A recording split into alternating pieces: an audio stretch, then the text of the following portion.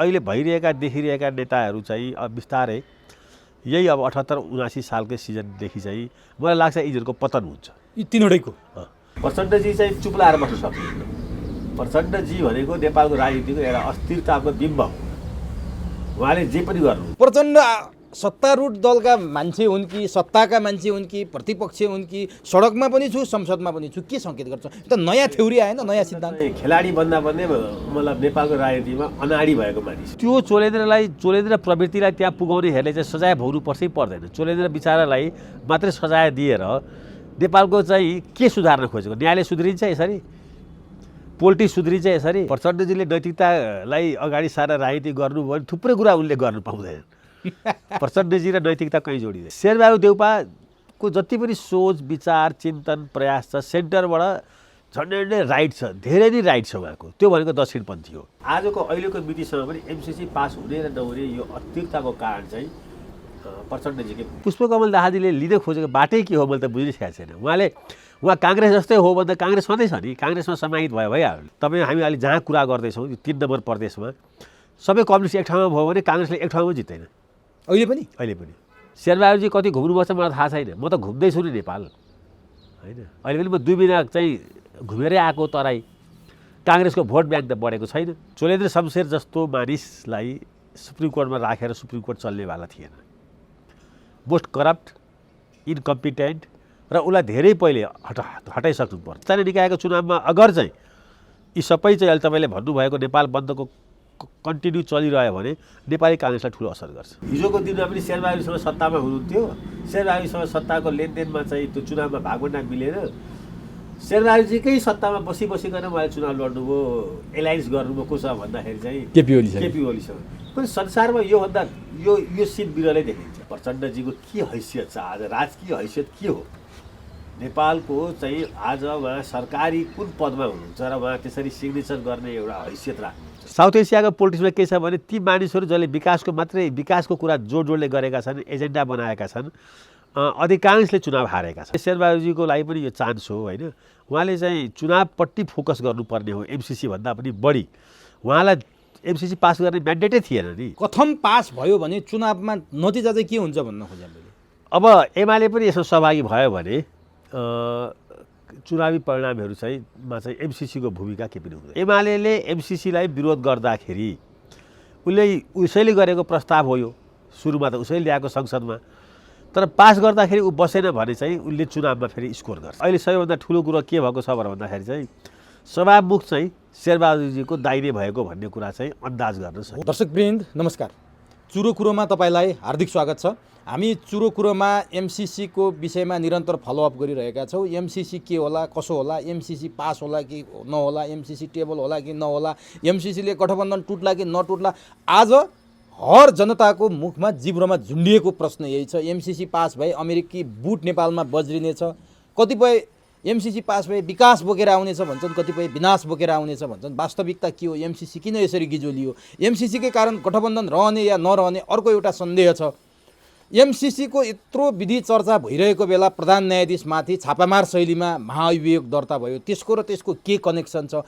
Prachanda MCC टेबलमा निर्णयार्थ पेश हुनासाथ हामी सडकमा आउँछौँ भनेर भनिरहेका छन्। सत्तामा पनि छन्। माधव नेपाल त्यही भन्छन्। केपी ओलीको के हो ठ्याक्कै छुट्टिएको छैन। शेरबहादुर देउपा निरन्तर पास हुनुपर्छ भनिरहेका छन्। यी र यस्तै विषयमा केन्द्रित भएर आज हामी राजनीतिक विश्लेषक पुरञ्जन आचार्यसँग मिहिन ढङ्गले चुरो कुरोमा संवाद गर्दैछौँ। सबभन्दा पहिले म चुरो कुरोमा राजनीतिक विश्लेषक पुरञ्जन आचार्यलाई स्वागत गर्छु। तपाईँलाई चुरो कुरोमा हार्दिक स्वागत छ।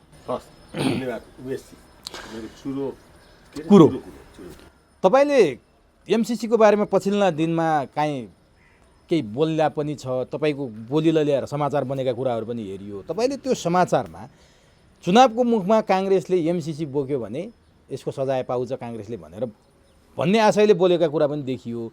के लाग्छ तपाईँलाई? के एमसिसी साँच्चीकै वारपार हुने आजकै दिनमा वारपार हुने एमसिसी पास हुने अवस्थामा पुग्या हो अथवा अवस्था के हो? मैले यहाँबाट सुरु गरेँ। अवस्था र पिक्चर त अझै पनि क्लियर छैन होइन। क्लियर हुन्छ नि एउटा, किन गठबन्धन पनि प्रष्ट छैन। अब मैले त भनेको तपाईँले ठिकै कुरा हो। मैले यो काङ्ग्रेसको पक्ष लिएर भन्दाखेरि चाहिँ त्यसैबाट कुरा सुरु गरौँ। काङ्ग्रेसको पक्ष लिएर भन्दाखेरि चाहिँ एमसिसी राम्रो खराब आफ्नो ठाउँमा छ। मैले त्यसको मूलत कपीहरू वेबसाइटमा गएर पढेको छु। यो चुनावको मुखमा यस्ता कुराहरू चाहिँ पास गर्दाखेरि चाहिँ नेपाली काङ्ग्रेसलाई, जो अब नेपालको लोकतान्त्रिक आन्दोलनको आफ्नो अग्रणी पनि भन्छ, यसलाई डिफेन्ड गर्न सक्छ जस्तो मलाई लागिरहेको छैन। पहिलो कुरा, अरू कारणले होइन, त्यहाँ के छ के छैन त्यो अब भिन्दै बस्नु कुरा हो। त्यो अब विकासको एजेन्डा पनि त्यति रहेन होइन। विकास त्यसले कति ल्याउँछ त्यो पनि अब डिबेटको विषय छ होइन। विदेशी सहयोग र विदेशी ऋणले नेपालमा कति विकास ल्याएको छ यो फेरि छुट्टै एउटा डिबेटको विषय हो। तर कता कता मलाई के शङ्का लागेको छ भने एमसिसी पास गर्दाखेरि चाहिँ काङ्ग्रेसले राजनीति चाहिँ हार्ने हो कि, राजनीति पनि कहाँ हार्ने हो भने 3 तहको निर्वाचन अब अगाडि नै छ। अब स्थानीय निकायको त वैशाख आइ नै सक्यो 30 गते भनेर एमसिसीको बारेमा थुप्रै भ्रमहरू पनि छरिएका छन्। केही कुराहरू चाहिँ के छ भने सान्दर्भिक कुराहरू, भन्नुपर्ने कुराहरू पनि भनिएका छन्। अब एमसिसी चाहिँ अब नेपालमा यसै पनि के छ भनेर भन्दाखेरि चाहिँ यो दान अनुदान ऋणहरू चाहिँ नेपालको पहिला त ऋण नेपालले भन्थ्यो अन्तमा होइन, यति सहयोग विदेशी सहयोग यति आयो, यति चाहिँ एडिबीले दियो भनेर। यो एउटा पहिलो यस्तो चाहिँ के छ भन्दाखेरि चाहिँ एमसिसी भन्ने अमेरिकी सहयोग यस्तो विषय भयो जसलाई लिएर नेपालको पूर्वमा झापादेखि कस्नाकलनदेखि लिएर ताप्लेजुङ हुँदै पहाडदेखि लिएर तराईसम्म यो घुमेर यो आइसक्यो। यो पास हुनुभन्दा पहिले यसको ट्राभलिङ स्पिड चाहिँ रकेटकै भयो। र के ट्राभल गरौँ भनेर भन्दाखेरि चाहिँ भन्छ नि ब्याड न्युज रन्स फास्ट भन्छ होइन। एमसिसी खराब हो भनेर यो तीव्र गतिमा रकेट स्पिडमा देशभरि दौडियो। जसले दौडायो, सुरेन्द्र केसीले दौडाए पनि, के अरे चाहिँ हिमरावलले दौडाए पनि, डाक्टर सूर्यराज आचार्यले दौडाए पनि, युवराज सम्मेलनले दौडाए पनि, यो अभियानमा केही मानिसहरू निरन्तर रूपमा यसमा लागिरहे। अब नेपालको राजनीतिक इकाइहरू 753 मध्ये झन्डै चाहिँ 450 500 हाराहारी भन्नु कसले जितेको छ भन्दा कम्युनिस्टहरूले जितेका छन् होइन। त्यो सबै इकाइहरू चाहिँ एक्टिभ केमा भए भन्दाखेरि चाहिँ कम्युनिस्ट, खास गरी कम्युनिस्टहरू चाहिँ एमसिसी पास गर्नु हुँदैन भनेर एक्टिभ भए। अब यो कुरो के भयो भन्दाखेरि चाहिँ विकासको एजेन्डाबाट यो राजनीतिक एजेन्डा भयो। यो कहाँ गएर राजनीतिक एजेन्डा भयो भने यसले नेपालको सार्वभौम सत्ता अखण्डतालाई यसले च्यालेन्ज गर्यो। यो चाहिँ फ्र्याक्चर्ड चाहिँ सार्वभौम सत्ता हुन्छ, यसको अखण्डतामाथि या यहाँको चाहिँ भूमिमाथि अमेरिकी सेना आउँछ र हाम्रो आफ्नो सोभरेन्टी, हाम्रो आफ्नो निर्णय गर्ने चाहिँ जुन चाहिँ क्षमता हो त्यो चाहिँ अमेरिकन एमसिसी कम्पनीमा जान्छ। जसरी चाहिँ आजभन्दा 200-250 वर्ष अगाडि इस्ट इन्डिया कम्पनीले भारतलाई चाहिँ एउटा कम्पनीको माध्यमबाट क्याप्चरै गरेर चाहिँ भारतलाई गुलाम बनायो, त्यसै किसिमको अभियान एउटा छिड्यो। अब बेलैमा त्यो अभियन्ताहरूले चाहिँ गलत कुरा छर्दैछन् भन्ने कुरामा नेपाली काङ्ग्रेस, जो यसलाई चाहिँ आफ्नो चाहिँ बच्चा भन्दछ एमसिसीलाई, शेरबहादुरजी त्यसको सबैभन्दा मित्र हुन् होइन, अमेरिकाको पनि अमेरिकन पोलिसीको पनि। शेरबहादुरजीले यसलाई चाहिँ यो केही होइन भनेर देशभरि यसलाई भन्न सक्नुभएको छैन। अब त भन्न सक्ने अवस्था पनि छैन, त्यो बिग्रिसक्यो। एकैपल्ट पासको एजेन्डामा उहाँले चाहिँ यो पास गर्नुपर्छ भन्नु होइन। यो पास गर्दाखेरि हुने केही फाइदा घाटाका कुराहरू हामीले भन्यौँ होइन। यस्ता विदेशी सहयोगले नेपालको उन्नति प्रगति हुँदैन। म आजभन्दा 2-3 दिन अगाडि एउटा ट्याक्सीमा चढिरहेको थिएँ। ट्याक्सीबाट म पेप्सी कोलाबाट यहाँ आउँदै थिएँ, बानेश्वर आउँदै थिएँ। त्यो ट्याक्सीवाला चाहिँ सिन्धुलीको भारती गिरी भन्ने नाम उसको, सायद 3231 यस्तो कति ट्याक्सी नम्बर थियो। म लेखुँला त्यहाँ भन्दै थिएँ। उसँग बाटोमा कुरा गर्दै आएँ। उसैले मलाई सोध्यो के भनेर सोध्यो भने सर एमसिसी पास गर्नु हुँदैन है भने ट्याक्सीवाला। त्यो भन्यो किन हुँदैन भनेको त मेरो 80 वर्षको आमाले एमसिसी पास गर्यो भने त नेपाल चाहिँ अमेरिकाले अफगानिस्तान बनाइदिन्छ अरे भन्नुहुन्छ भनेर उसको आमाको उद्धृत गर्दै, त्यो पनि 80 वर्षको आमालाई उद्धृत गरेर भन्यो। त्यस्तो त होइन, यसले विकास ल्याउँछ भन्दा विकास कहाँ आउँछ? विकास आउने भए त कति पैसा आयो, यो त नेता र कर्मचारीले खान्छन् भनेर उनले त्यसरी भन्यो मलाई। भनेपछि त्यो त प्रतिनिधि अब मैले उसलाई पात्र हो। सोधेँ अनि सोधिसकेपछि के भयो भन्दाखेरि चाहिँ उसलाई मैले सम्झाउने कोसिस गरेँ होइन यसले अलिकति भयो ट्रान्समिसन लाइन बन्छ पूर्वाधार विकास हुन्छ भन्दा खोइ सर के विकास हुन्छ चाहिँ पैसा आदि सबै चाहिँ कर्मचारी र चाहिँ पोलिटिसियनले खान्छन् भनेर उसले फ्ल्याट ल्याङ्ग्वेजमा हामीलाई यस्तो विकास चाहिएन भनेर। अब भइदियो के भन्दाखेरि चाहिँ भोलिपल्ट म मेरो एउटा अफिस छ त्यहाँ गएँ त्यहाँ मेरो केही 4-5 जना साथीहरू थिए। धेरै साथीहरूको अनुभव चाहिँ के छ भन्दाखेरि चाहिँ जो ट्याक्सी चढ्छन् अहिले ट्याक्सी चालकहरू काठमाडौँको सबैले एकै स्वरमा एमसिसीको बारेमा यस्तै भन्दो रहेछन्। त्यहाँ गएर मलाई थाहा भयो अर्थात् यो एउटा सङ्गठित रूपमा के भनियो भने ट्याक्सीवालाहरूलाई तिमीहरू जोसुकै ट्याक्सीमा चढे पनि एमसिसीको विरोध गर्न चाहिँ र आफ्नो विचार चाहिँ भन्नु भनेर भनेका रहेछन् है। मैले त्यो अलिकति स्याम्पल लिँदा त्यो देखेँ। अब यो एउटा राम्रो कुरो के भएको छ भने विदेशी सहयोगको बारेमा जुन डिबेट सुरु भएको छ नि सधैँ अर्थ मन्त्रालयको फरेन एड डिभिजनबाट लुसुक्क सही भएर होइन कर्मचारीहरू विदेश जाने पढ्न जाने गाडी किन्ने पोलिटिसियनहरूलाई पनि विदेश भ्रमण गराउने सपरिवार त्योबाट यसले एउटा नयाँ आयाम चाहिँ पोख्यो। विदेशी सहयोग अब आउँदाखेरि पार्लियामेन्टमा छलफल गर्ने एउटा व्यवस्था चाहिँ अहिले यो एमसिसीकै बेलामा सबै विदेशी सहयोगहरू पार्लियामेन्टमा अब डिबेटबाट मात्रै लिने कि नलिने विदेशी सहयोग पनि ऋण पनि भनेर एउटा सङ्कल्प प्रस्तावै पास गरे हुन्छ हरेक हरेक सहयोग लिँदाखेरि किनभने हामीमाथि धेरै ऋण लागिसक्यो एडिबीको वर्ल्ड ब्याङ्कको होइन अहिले मलाई लाग्छ 50 अरब रुपियाँ त हामी ब्याज मात्रै तिर्छौँ मूलधनको त कुरै छैन। भनेपछि नि तपाईँलाई एमसिसी यो चुनावको मुखमा काङ्ग्रेसले ठुलै चाहिँ सजाय पाउँछ अब काङ्ग्रेसको नेताहरूमा आँट छ। हिजो गगन थापाको कुरा सुन्दै थिएँ म टेलिभिजनमा यसलाई पास गर्नुपर्छ भने अब यतिका दिनसम्म गगन थापा पनि खासै बोलेका थिएन। हिजो सुजाता कोइराला गगन थापाहरूको बोल्यौँ। अब मैले पाएको इन्फर्मेसन रङ पनि हुनसक्छ होइन किनभने अब मभन्दा धेरै सूचनाको चाहिँ पहुँचमा होइन देशको चुनावको मुडमा त पक्कै पनि काङ्ग्रेस महामन्त्री केन्द्र तर नि यो किन यसरी गिजो लियो त यो एमसिसी? अरू पनि अनुदान आउँथे यो संसदबाट पास गर्ने भएकै हिसाबले हो अथवा त्यहाँ भएका प्रावधानहरू नै देशको लागि अहित हुने राष्ट्रघाती हुने यो जो एमसिसीको विरोध गर्नुहुन्छ उहाँहरूसँग कुरा गर्दा त उहाँहरू बुदा केलाएर भन्नुहुन्छ नि त यहाँनिर घात छ नेपालको कानुनभन्दा एमसिसीको कानुन माथि हुन्छ लेखा परीक्षण नेपालले गर्न पाउँदैन या एमसिसीको कर्मचारीले कुनै गल्ती गर्यो भनेपछि त्यो यहाँको अदालतले हेर्न पाउँदैन अमेरिकाले नै हेर्छ हाम्रो नियन्त्रणमा केही पनि हुन्न सार्वभौम सत्ता सम्पन्न नेपाली भन्छौँ तर सम्पूर्ण अधिकार अमेरिकाले गर्छ भने एउटा कोलोनी जस्तो भएर बस्नुपर्ने बाध्यता जसरी इस्ट इन्डिया कम्पनीको तपाईँले कुरा गर्नुभयो उहाँहरू बुदा केलाउनुहुन्छ शेरबहादुर देउबा त्यो छैन भन्नुहुन्छ राष्ट्रघात कहाँ छ म कहाँ गरौँला भन्नुहुन्छ नेपाली जनता त्यही भएर भ्रममा पऱ्यो क्या यहाँ के छ वास्तवमा होइन। अब यो पोलिटिक्स भयो त्यहाँ के छ त्यतापट्टि कहाँ यत्रो नेपाली जनता 3 करोडमध्ये अहिले भनौँ न यो एउटा चाहिँ अनुदानको कुरा चाहिँ नेपालको त्यो चाहिँ खेतमा काम गर्ने किसानले पनि यो यसरी विरोध गरिरहेको छ।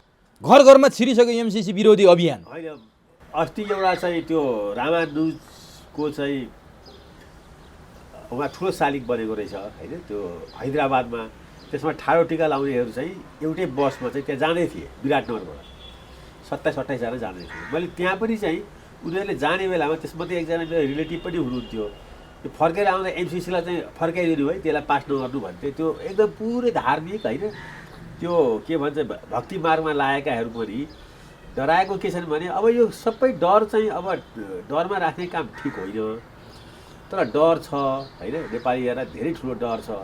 अब त्यही हो अब यही डरबाट मुक्ति कसले तर तपाईँले अघि एउटा गजबको कुरा गर्नुभयो क्या गगन थापाहरूले सुजाता कोइरालाहरूले चुनावको मुखमा पक्कै हिसाब गरेर त तिनीहरूले बोले होला नि भनिरहनु भएको छ। अब त्यो ठाडो टिका लाउने पनि एमसिसीको विरोधी छ ट्याक्सी ड्राइभर पनि एमसिसीको विरोधी छ यो त स्याम्पल हो नि त भात पाक्यो कि पाकेन भनेर दुईवटा भातका सिता ल्याएर हामीले थाहा पाउँछ।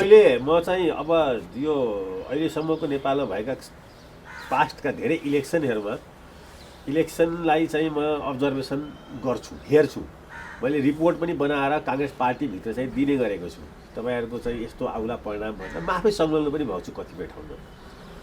म अहिले पनि के देखिरहेको छु भन्दाखेरि चाहिँ एकदम तपाईँलाई प्रष्ट रूपमा भनौँ एमसिसी चुनाव अघिभन्दा चुनाव पछि जसले पास गर्दा पनि हुन्छ चुनाव पछि तर पहिला सुरु त नेपाली जनतामा पसेको यो त्रास यो डर त यसबाट त मुक्त दिलाउनु पर्यो नि।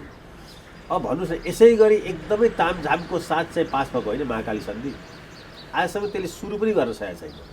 नेपाली काङ्ग्रेसले यो कुराको ग्यारेन्टी कसरी गराउँछ र गर्न सक्छ कि चाहिँ भोलि यत्रो ठुलो पोलिटिकल स्टेक राखेर भोलि एमसिसीले कामै सुरु गरेन भने, अथवा त्यहाँ भनिए जस्तै अमेरिकाका बुट बजारिए भने, अगर त्यहाँ भनिए यस्तो छैनन् भने मलाई कोशी र गण्डकमा पनि त भने यस्तो केही पनि भएन नि।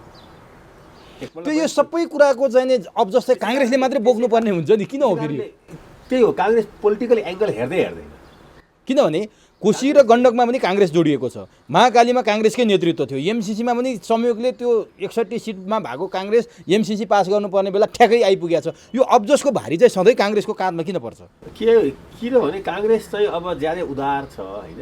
अनि यहाँ नेपालमा अब कोशी गण्डकी पनि भारतको हो होइन। अब कसले भन्छ र कोशी र गण्डकी एउटा फेयर डिल हो भनेर? कसैले भन्नै सक्दैन होइन। महाकाली सन्धि आज 3 दशक हुन थालिसक्यो होइन। त्यत्रो तामझामसहित चाहिँ पास गरेको यही ओलीजी चाहिँ त्यसको सबभन्दा ठुलो चाहिँ प्रवक्ता थिए होइन। शेरबहादुरजीको चाहिँ नेतृत्वमा पास भएको आजसम्म 1 इन्च अगाडि बढे छैन। त यो सबै कुरा जोडिएर नेपाली समाज चाहिँ के छ भने डिस्टर्ब छ अहिले। एमसिसी पनि के छ भन्दा अब योभन्दा माथि पुग्यो एमसिसी। ती सबै कुराहरूमा त किनभने महाकाली सन्धि पनि त संसदबाट पास भएको हो नि, सङ्कल्प प्रस्ताव ल्याएर पास गरे। त्यहाँ पास गर्दाखेरि एमाले फुट्यो होइन। त्यतिखेर वामदेवजीको एउटा पार्टी सबै ठुला नेताहरू त फुटेर गए।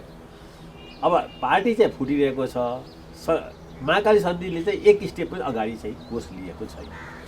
अब मलाई थाहा छैन यो अब अमेरिकन सहयोग यसै पनि नेपालमा चाहिँ अहिले यो जुन आएको छ, अब नेपाललाई सहयोग चाहिन्छ। नेपाललाई पूर्वाधारमा सहयोग चाहिन्छ नै, किनभने नेपालको त्यो क्यापेसिटी नै छैन। अहिले अमेरिकाले दिइरहेको सहयोग चाहिँ अब ठुलो राशि पनि हो र यो सहयोगको डाइनामिक्स फेरि अमेरिकाले दिने सहयोगको डाइनामिक्स यहाँ मात्रै सीमित छैन।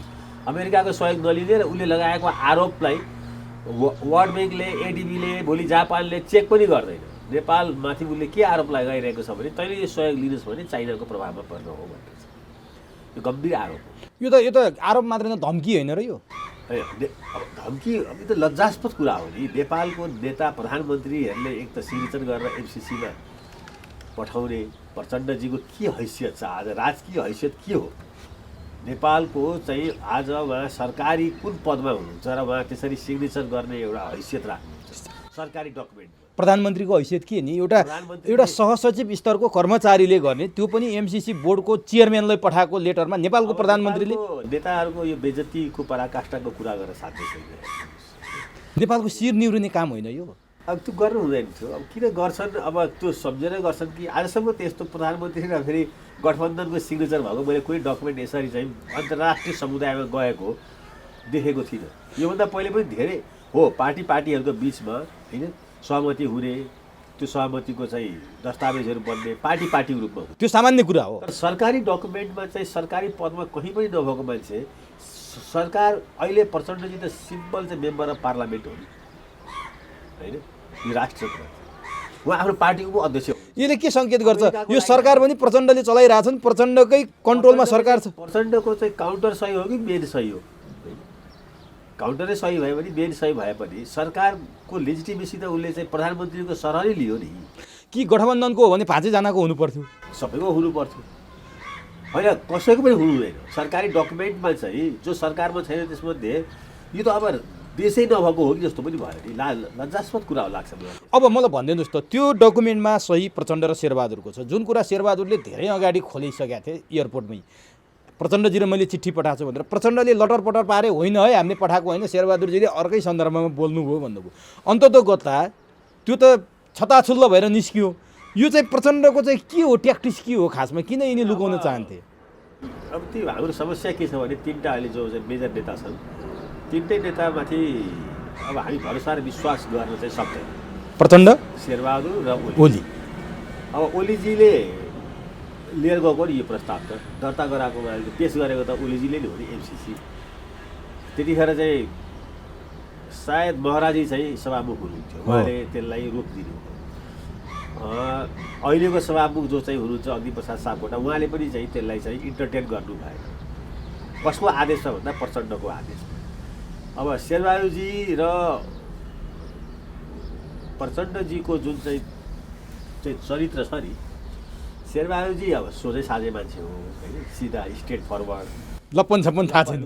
लप्पन छप्पन चाहिँ थाहा त छ, तर के छ भने जान्दैनन् गर्न। उसले गर्दा पनि उसलाई छुट छ। कसैले शेरबहादुरजी यस्तै हो भनिन्छ होइन। तर के छ भने यी कम्युनिस्ट नेताहरूभन्दा धेरै सोच हो। कम्युनिस्ट नेताहरू सबै धुर्तै छन् अधिकांश चाहिँ होइन। त्यसो भने प्रचण्डजी चाहिँ चुप लाएर बस्न सक्नुहुन्न। प्रचण्डजी भनेको नेपालको राजनीतिको एउटा अस्थिरताको बिम्ब हो। उहाँले जे पनि गर्नुहुन्छ, कहिले चाहिँ शेरबहादुरजीसँग सरकारमा बसेर 40% लिएर ओलीजीसँग एउटा नयाँ पार्टी बनाइदिनुहुन्छ, चुनावमा जानुहुन्छ होइन।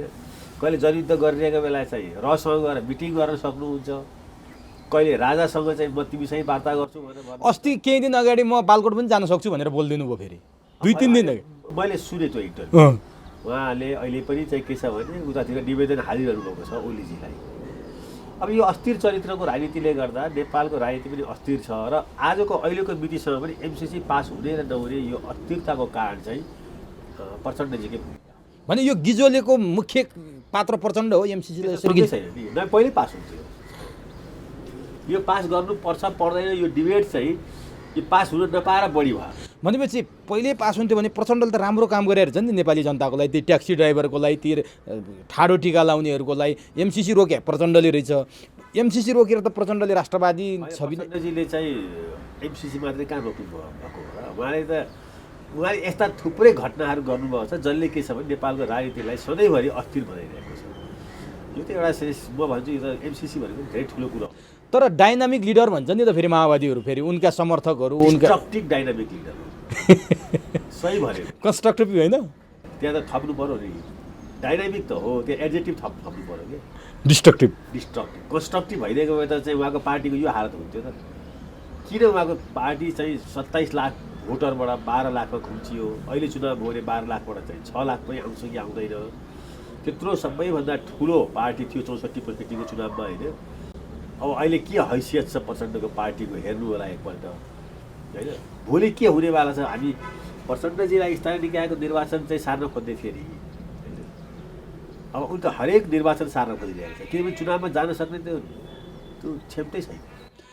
त्यसो भए मलाई भनिदिनुहोस् त, तपाईँले अझै प्रचण्डको बारेमा केन्द्रित भएर कुरा गर्नुपर्ने बाध्यता कहाँनिर आइलाग्यो भने आज एमसिसी टेबल हुन्छ भनेर सार्वजनिक सञ्चार माध्यमहरूमा समाचार आयो। कार्यव्यवस्था समितिको आज बैठक बस्दैछ, तर संसद के अरे प्रतिनिधि सभाको त्यो जुन बैठक बस्दाखेरि हुने कार्यसूची छ त्यहाँ यो विषय नै छैन। अब यो विषय नराखेर बाहिर विरोध हुन्छ भनेर 81 जस्केलाबाट छिराउने हो भने भन्नु केही छैन। दोहोरो चरित्र चाहिँ प्रचण्डजीको छ। अब मैले तपाईँसँग जान्न खोजेँ, कार्यव्यवस्था समितिको बैठक तपाईँ र मेरो अन्तर्वार्ता भयो हुँदा सायद बस्दै होला, चल्दै होला। त्यो आजको प्रतिनिधि सभाको सूची हिजो सार्वजनिक भयो जहाँ एमसिसीको कुरै छैन। शेरबहादुर देउबा एमसिसी टेबल हुन्छ भनेर विश्वस्त छु भनेर बोलिरहेछन्। प्रचण्ड चाहिँ एमसिसी टेबल हुँदासाथ म चाहिँ सडकमा आउँछु, संसदमा पनि छु, सडकमा पनि छु। के हो त यो? प्रचण्ड सत्तारूढ दलका मान्छे हुन् कि सत्ताका मान्छे हुन् कि प्रतिपक्ष हुन् कि सडकमा पनि छु संसदमा पनि छु, के सङ्केत गर्छ? त नयाँ थ्योरी आएन, नयाँ सिद्धान्त। खेलाडी भन्दा भन्ने मतलब नेपालको राजनीतिमा अनाडी भएको मानिस हो। राजनीतिमा झुक्क्याउन सकिन्छ एकपल्ट दुईपल्ट, तर 3 पल्ट 4 पल्ट पटक पटक झुक्क्याउन खोज्दाखेरि अब यसलाई यसरी सम्झौँ। यसलाई कसरी सम्झौँ भने प्रचण्डजी यो सत्ता गठबन्धनमा बसेर यसको सुख सुविधा लिइरहनु खोजिरहनुहुन्छ। त्यसको लागि उहाँले चाहिँ शेरबहादुरजीलाई तपाईँ ल्याउनुहोस्, अचानक ल्याउनुहोस् होइन। गणपूर्वक सङ्ख्या हामी पुगाइन्छौँ संसदमा होइन। त्यसपछि हामी त कम्युनिस्ट हौँ, हामी त अमेरिकी साम्राज्यवादको पुसण्डी होइनौँ। हाम्रो विरोध त यो धर्म हो। हाम्रो अमेरिकाको विरोध गर्ने, भारतको विस्तारवादको विरोध गर्ने त हाम्रो धर्म हो। तपाईँ गणपूर्वक सङ्ख्या भइसकेपछि उपस्थित संसदहरूको बहुमतबाट तपाईँहरूलाई पास गर्नुहोस् र त्यहाँनिर के छ भन्दाखेरि चाहिँ एमालेसँग पनि सहयोग लिनुहोस् ओलीजीसँग। हामी चाहिँ पक्का कम्युनिस्ट हो है। हामी चाहिँ तपाईँको यो प्रस्तावलाई समर्थन गर्न सक्दैनौँ। समर्थन गर्ने बित्तिकै हामीले के भनेर राजनीति गर्ने? कम्युनिस्ट राजनीति अब मार्क्सवाद जिन्दाबाद, सर्वहारा जिन्दाबाद होइन, किसानवाद जिन्दाबाद भन्न चल्नेवाला छैन। यहाँ त राष्ट्रवाद, उग्र राष्ट्रवादले चल्नेवाला हो नेपालमा। नेपालीहरूसँग छ नि के कुरा हो बाँकी होइन। राष्ट्रवादको चाहिँ नारामा मैले अघि भनेको ट्याक्सी ड्राइभरदेखि लिएर सबैलाई त्यो हो पनि। जहिले पनि पोलिटिकल न्यारेटिभ चाहिँ नेपाल जस्तो अन्डर डेभलप कन्ट्रीमा राष्ट्रवादसँग गएर मिल्छ र उनले आफ्नो शत्रु चाहिँ ठुलो बनाउँछ क्या, तभन्दा म के कम भन्नु। भनेपछि प्रचण्डको बहुरूप छ भन्न मिल्छ। प्रचण्डको बेइमानीपूर्ण राजनीतिक स्टेपहरू हुन्छ क्या, सफा राजनीति अनेक रूप देखियो त जस्तो शेरबहादुरसँग भित्र ल म पास गर्न सहयोग गर्छु गर्छु गणपूरक सङ्ख्या पुर्याइदिन्छु एमसीसी पास हुन्छ भने सत्ताबाट नहटाउनुहोस् तपाईँ एमालेसँग गठबन्धन नगर्नुहोस् तर तपाईँ पास गर्नुहोस् उनको न्यारेटिभ हामी सत्ता गठबन्धन चाहिँ राखिराखौँ। माधवजी पनि अहिले ठिक त्यही पोजिसनमा हुनुहुन्छ। माधवजी भन्दा यसमा चलखेलमा धेरै त्यो त अब डकुमेन्टबाट देखियो। त्यसो भए प्रचण्डले जवाब दिनु पर्दैन संसदीय व्यवस्थामा त सत्तामा पनि बस्ने सदनमा पनि बस्ने अनि फेरि सडकमा पनि जाने भन्ने त नैतिकताले त दिँदैन होला संसदीय व्यवस्था। जनतालाई जवाफ दिने त्यो आफ्नो क्षमता गुमाइसक्नु। हिजोको दिनमा पनि शेरबहादुरसँग सत्तामा हुनुहुन्थ्यो, शेरबहादुरसँग सत्ताको लेनदेनमा चाहिँ त्यो चुनावमा भागवण्डा मिलेर शेरबहादुरजीकै सत्तामा बसिकन उहाँले चुनाव लड्नुभयो, एलायन्स गर्नुभयो को छ भन्दाखेरि चाहिँ केपी ओलीसँग। पनि संसारमा योभन्दा यो सिन बिरलै देखिन्छ। भने केपी ओलीलाई छोडेर फेरि शेरबहादुरका गएर लम्पसार पर्नु अहिले फेरि यतापट्टि आउनुभएको छ। फेरि कुनै पनि बेला तपाईँ केपी ओलीजीसँग गएर उहाँले केपी ओलीजीले यसो कृपा गरेर 20% दिन्छु भन्यो भने उहाँ जानुहुन्छ। अनि कस्तो खालका यो हजार जिब्रा भएका शेषनागले पनि बयान गर्न नसक्ने राजनीति गर्नुभएको छैन उहाँले। अब कस्तो छ भने उहाँलाई यति भए पुग्यो काठमाडौँमा यसो बालटार धाउने, अलिकति आफ्नो निवास धाउने, 2-4जनालाई मन्त्री बनाउने, हिजो जनयुद्ध गरेको थिए भन्ने राम्रो काम गर्नुभयो थियो नि। हिजो नेपाललाई रिपब्लिक बनाउने, नेपाललाई चाहिँ फेडरल स्ट्रक्चरमा लिएर जाने, नेपाललाई चाहिँ सेकुलरिजममा लिएर जाने, यी सबै आधुनिक राजनीतिका चाहिँ यी जति पनि चाहिँ विशेषताहरू हुन् त्यो चाहिँ नेपालमा जबरजस्त किसिमले नेपालीहरूले ठिक भने पनि बेठिक भने पनि स्थापित गराउने काम त चाहिँ कामको नेतृत्व चाहिँ प्रचण्डले गरेको हो। तर किन यसरी स्खलित भयो त त्यो ग्राफ किन स्वात्तै झऱ्यो? उहाँको चाहिँ खुला राजनीतिमा आएपछि कसरी राजनीति गर्ने भन्ने त्यो विश्वविद्यालयसँग अपरिचित हुनुपर्छ। भूमिगत राजनीतिमा चाहिँ थ्रेडले काम गर्छ होइन, डिसिप्लिनले काम गर्छ, स्ट्रक्चर अर्गनाइजेसन थोरै भए कमान्डले काम गर्छ, आदेश दियो, आदेश पालकहरू कुद्छन् होन्छन्, बम बन्दुक पड्काउँछन्, मान्छे तर्सिन्छन्, भोट हाल्छन् होइन, या जनयुद्ध हुन्छ। खुला राजनीतिमा त कोही तर्सिनेवाला छैन। प्रचण्डको बारेमा तपाईँले भन्नुभयो नि स्कुलिङ फरक पर्यो, एउटा विश्वविद्यालयबाट अर्को विश्वविद्यालयमा आउँदा प्रचण्ड चाहिँ यो स्तरमा गिरे भनेर व्याख्या गरिरहँदा अब प्रचण्डले फेरि उनीहरूको भाषामा छलाङ भन्छन् नि, त्यो छलाङ मारेर फेरि प्रचण्ड चाहिँ त्यो छलाङ हानेको प्रचण्ड साँच्चीकै अहिले चाहिँ छविलाल भाछन् कि पुष्पकमल भाछन् प्रचण्डै हुने त्यो अवस्था आउँछ कि? तपाईँसँगकै इन्टरभ्यूमा मैले 1-1.5 वर्ष अगाडि भनेको थिएँ प्रचण्डजीले लिनुपर्ने बाटाहरू यी हुन् भनेर होइन। अब त्यो कस्तो संयोग जुरेको छ भने त्यतिखेर मैले भन्नु र प्रचण्डजीले चाहिँ फेरि त्यसको चाहिँ 10 दिनपछि चाहिँ उहाँले के बोल्नुभएको छ भने अब म रोल्पाबाट फेरि सुरु गर्छु, म फेरि गाउँ जान्छु भनेर। त्यो संयोग हो कि तपाईँको सुन्नुभयो या त मलाई थाहा छैन। तर त्यो चाहिँ मैले भनेका कुराहरू चाहिँ त्यहाँ चाहिँ उहाँले धेरै त्यसलाई रिपिट जस्तो भएको छ। अब स्वाभाविक रूपमा मैले मात्रै भनेर होइन, उहाँलाई अरूले पनि त्यो भनिरहेका थिए होला। तर अब यताको दिनमा त्यसपछि पनि झन्डै बागमतीमा 1-1.5 वर्ष पानी बगिसक्यो। अहिलेको प्रचण्ड या अहिलेको पुष्पकमल दाहाल चाहिँ मलाई चाहिँ कस्तो लागिरहेछ भन्दाखेरि चाहिँ उहाँ चाहिँ काठमाडौँमा अति रमाउने मान्छे। जस्तो तपाईँले एउटा कुरा ख्याल गर्नु न, गिरिजाप्रसाद कोइराला काठमाडौँमा मात्रै कहिले रमाउनु भएन नि। काठमाडौँमा काम हुँदा बस्नुहुन्थ्यो, कहिले विराटनगर जानुहुन्थ्यो, कहिले सिराहा, कहिले सप्तरी। हामीले देख्यौँ भने बिपी कोइरालाको ट्राभलिङ हेर्नुहोस् होइन, पार्टी बिल्डिङ प्रोसेसमा 7 सालको क्रान्ति गर्नुभयो बिपीले। 8 सालमा जब गृहमन्त्री छोड्नुभयो, 9 साल 10 साल 11 साल उहाँले पैदल घोडामा नेपालको पहाड कन्दरा सबैतिर पोस्ट रेभुलेसन जानुभएको छ उहाँ। त्यसै गरी चाहिँ गिरिजाप्रसाद कोइराला पनि 46 सालको आन्दोलनपछि थाहा थियो त्यो आन्दोलनपछि सङ्गठन बन्दैन भनेर। आन्दोलनले परिवर्तन ल्याउँछ तर सङ्गठन चाहिँ आन्दोलनपछि बन्छ कुनै पनि पार्टीको। यो हाम्रो पुष्पकमल दाहालजीलाई यो पनि थाहा छैन ज्ञान। उहाँले आन्दोलनपछि नेपालको भ्रमणै गर्नु भएन। उहाँले सङ्गठन बनाउने भनेको चुनावमा चाहिँ हर गाडीमा हाइवे कुदेर सङ्गठन बन्छ भन्नुभयो, सङ्कुचित भएर बस्नुभयो। एकदमै उहाँ मात्रै होइन, उहाँको त्यो रोग उहाँको ऱ्याङ्क एन्ड फाइलमा पनि लाग्यो। म त चाहन्थेँ नेपालमा अलिकति सेन्टरबाट अलिकति लेफ्ट, र्याडिकल लेफ्ट, जसले चाहिँ के छ भने जनताको चाहिँ अब त्यो एजेन्डा बोकोस्। के हो त्यो एजेन्डा भन्दा चाहिँ नेपालमा 2 थरी चलिरहेको स्कुल बन्द गराएर एउटै स्कुल होस्। समानताको कुरा त त्यहाँ छ नि। नेपालमा चलिरहेका 2 थरीका यी प्राइभेट हस्पिटलहरू बन्द हुन् र एकै थरीको इफेक्टिभ हस्पिटल होस्। नेपालमा चाहिँ 2 थरीको चलिरहेको चाहिँ सामन्तवाद, एकातिर एग्रिकल्चरमा होइन एब्सेन्टी ल्यान्ड अनरहरूलाई चाहिँ नयाँ ढङ्गले चाहिँ त्यहाँबाट चाहिँ जसको जोत उसको पोतलाई चाहिँ इस्ट्याब्लिस गर्न सकुन्। यो त संसारको सिम्पल लेफ्टले गर्ने कामहरू हो। सिम्पल लेफ्टहरूले होइन। र मुलुक त्यसै बन्दैन कि कहीँ न कहीँ कुनै न कुनै यथास्थितिलाई चिर्ने भनेको यो संविधानमा संघीयता गणतन्त्र लेख्नेमा चिरिन्छ र। आज यतिखेर बिहान हामी कुरा गर्दा अहिले स्कुल जाँदाखेरि दुईवटा वर्ग कम्प्लिटली, एउटा पब्लिक स्कुलतिर जान्छ जहाँ पढाइ हुँदैन, अर्को प्राइभेट स्कुलतिर जान्छ जहाँ ठुलो फिस तिर्छ, टाई लाउँछ, अङ्ग्रेजी बोल्छ र उसको लागि चाहिँ भोलि चाहिँ अमेरिका र युरोपको पासपोर्ट चाहिँ अहिलेदेखि नै चाहिँ तयार भइरहेको हुन्छ। त पुष्पकमल दाहालजीले लिन खोजेको बाटै के हो मैले त बुझिसकेको छैन। उहाँ काङ्ग्रेस जस्तै हो भने त काङ्ग्रेस सधैँ छ नि, काङ्ग्रेसमा समाहित भइहाल्यो नि। काङ्ग्रेसले सबै चिजलाई चाहिँ लिबर्टेड गरिदिएको छ। सबैले जुनसुकै कुरालाई पनि उसले चाहिँ रोक्न चाहँदैन। उसले चाहिँ इन्डिभिजुअल लिबर्टीलाई पनि स्वतन्त्र छ, इन्डिभिजुअल प्रोपर्टीलाई पनि स्वतन्त्रता दिएको छ होइन। उसले चाहिँ प्राइभेट स्कुल र चाहिँ पब्लिक स्कुललाई पनि चाहिँ उसले छाडा छोडिदिएको छ होइन। पब्लिक स्कुलमा पढाउँदै नपढाइ पनि टिचरहरूले तलब खान पाइरहेका छन्। यी सारा कुराहरू चाहिँ काङ्ग्रेसको पालामा विकृति विसङ्गति भएर नै नेपालमा कम्युनिस्टहरू बढेका हुन्। काङ्ग्रेसले अगर कहीँ न कहीँ मेजोरिटी पिपुललाई, जो गरिब छन्, जो सीमान्तकृत छन्, जो दलित छन्, जो आदिवासी छन्, पार्टी त काङ्ग्रेस कहिल्यै बन्न सकेन। तिनीहरूको एजेन्डा काङ्ग्रेसले कहिल्यै बोक्न सकेन नि। काङ्ग्रेसले चाहिँ बोक्नै चाहिरहेको छैन अहिले पनि। शेरबहादुरजीले त्यतापट्टि सोच्नुहुन्छ र एमसिसी सोच्नुहुन्छ होइन।